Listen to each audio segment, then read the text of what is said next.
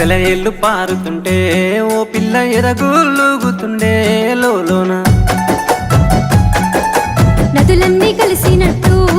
పిల్లగా నవ్వెంత బాగున్నది నీలోనా గాజుల సప్పులు గలుగల్లు మోగంగా గజ్జెల పట్టీలు గంతేసి ఆడంగా వరిగడ్డి మోపు ఎత్తి ఓ పిల్ల వయ్యారి నడుము పవే ఈ వేళ సిగ్గు